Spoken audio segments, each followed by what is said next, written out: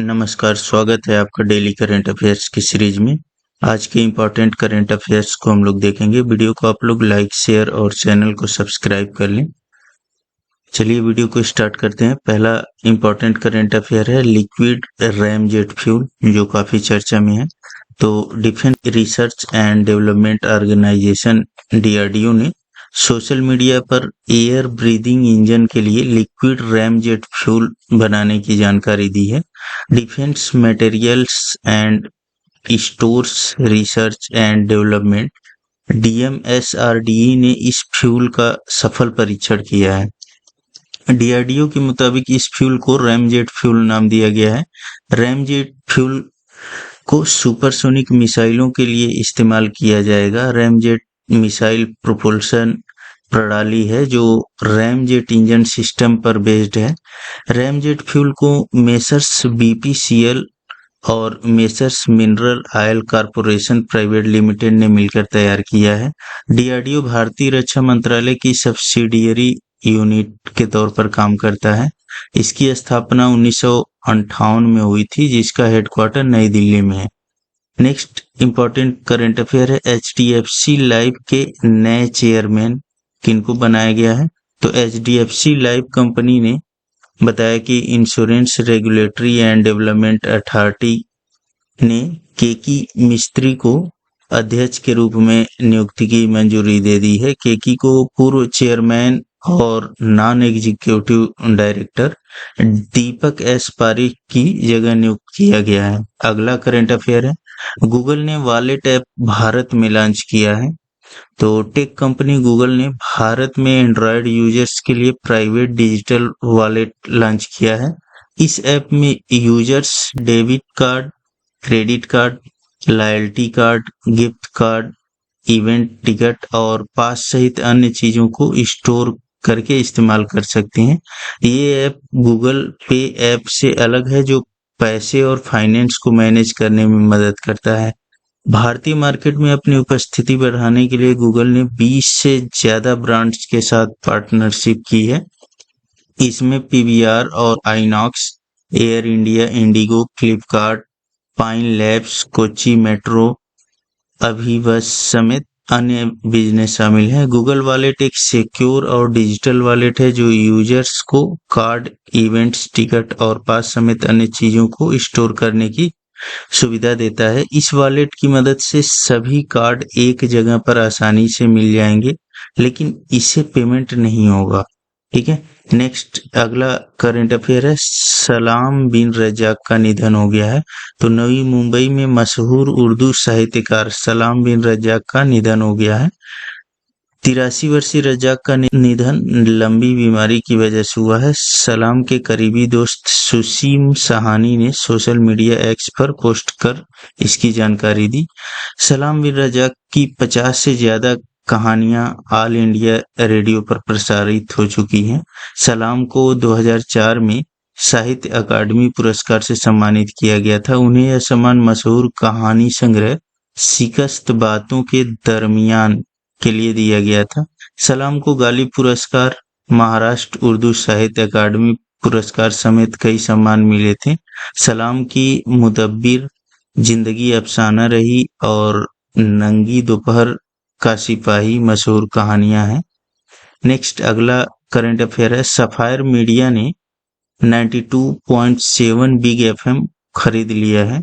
तो national company law tribunal की Mumbai bench ने 92.7 बिग FM को खरीदने के लिए सफायर मीडिया के रिजोल्यूशन प्लान को मंजूरी दे दी है। अनिल अंबानी के रिलायंस ब्रॉडकास्ट नेटवर्क स्वामित्व वाली बिग FM का मालिकाना हक अब सफायर मीडिया के पास चला गया है। सफायर मीडिया ने रिजोल्यूशन प्लान को मंजूरी देने के साथ बेंच ने मॉनिटरिंग कमेटी का गठन करने का भी आदेश दिया है। मॉनिटरिंग कमेटी रिजोल्यूशन प्लान से जुड़ी प्रक्रिया से संबंधित रिपोर्ट NCLT को सौंपेगी। बिग FM के लिए सफायर मीडिया 261 करोड़ रुपए का भुगतान करेगी। बिग FM देश का सबसे बड़ा रेडियो नेटवर्क है, जिसके 58 रेडियो स्टेशन है। ठीक है, यह याद रखना है आप लोगों को। यह लगभग 1200 शहरों और 50,000 गाँव में फैला है। सफायर मीडिया ने दिवालिया स्थिति से गुजर रही बिग एफएम को खरीदने का प्रस्ताव 2022 में दिया था। नेक्स्ट अगला करंट अफेयर है, भारतीय बाजारों में पी नोट्स निवेश पहुंचा 6 साल के उच्च स्तर पर। तो भारतीय पूंजी बाजारों में पार्टिसिपेटरी नोट्स, पी नोट्स जिसको बोलते हैं शॉर्ट में, के माध्यम से निवेश फरवरी 2024 के अंत में 1.5 लाख करोड़ रुपए तक पहुंच गया है, जो लगभग 6 वर्षों में उच्चतम स्तर पर है। पी नोट्स निवेश में यह उछाल, जिसमें भारतीय इक्विटी, ऋण और हाइब्रिड प्रतिभूतियां शामिल हैं, घरेलू अर्थव्यवस्था के मजबूत प्रदर्शन से प्रेरित है। पी नोट्स के बारे में अब देखते हैं। तो पी नोट्स पंजीकृत विदेशी पोर्टफोलियो निवेशकों द्वारा उन विदेशी निवेशकों को जारी किए गए वित्तीय साधन हैं जो सीधे खुद को पंजीकृत किए बिना भारतीय शेयर बाजार में भाग लेना चाहते हैं। हालांकि ये कंपनियां भारतीय बाजार में रजिस्टर्ड नहीं रहती हैं। ठीक है, नेक्स्ट अगला करंट अफेयर है, international organisation for migration report. तो वैश्विक प्रेशर में भारत सबसे आगे 100 अरब डॉलर के आंकड़े को पार किया है। विदेशों में रहने वाले भारतीयों ने सारे रिकॉर्ड तोड़ दिए हैं। उन्होंने एक वर्ष में अपने देश में 111 अरब डॉलर भेजे हैं। यह आंकड़ा वर्ष 2022 का है। संयुक्त राष्ट्र इमिग्रेशन एजेंसी ने कहा है कि 100 अरब डॉलर के आंकड़े तक पहुंचने और इसे पार करने वाला दुनिया का पहला देश भारत बन गया है।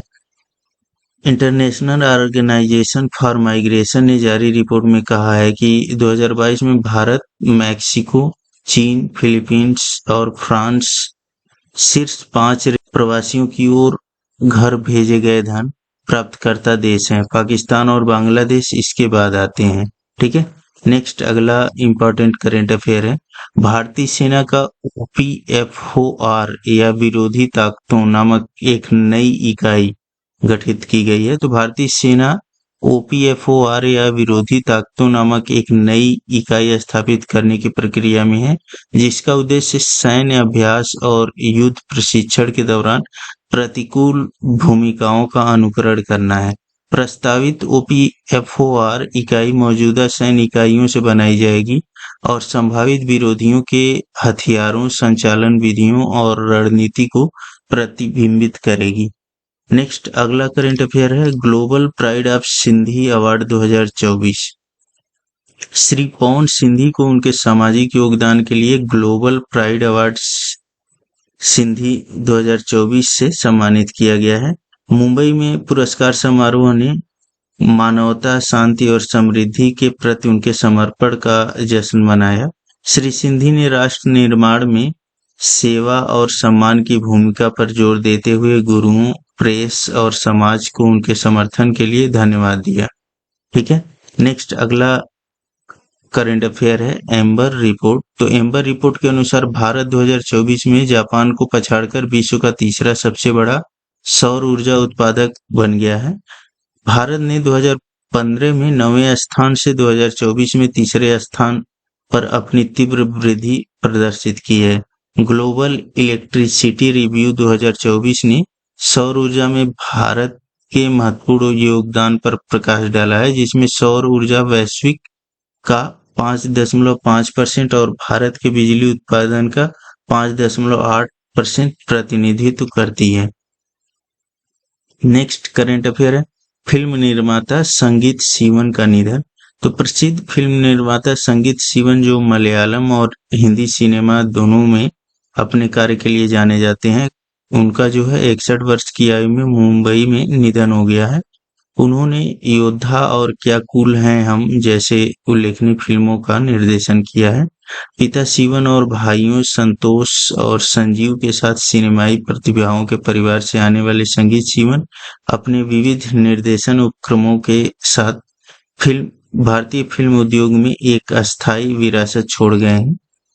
तो यह कुछ आज का इम्पोर्टेंट करेंट अफेयर है। इस वीडियो में इतना ही। वीडियो को आप लोग लाइक, शेयर और चैनल को सब्सक्राइब कर लें। धन्यवाद।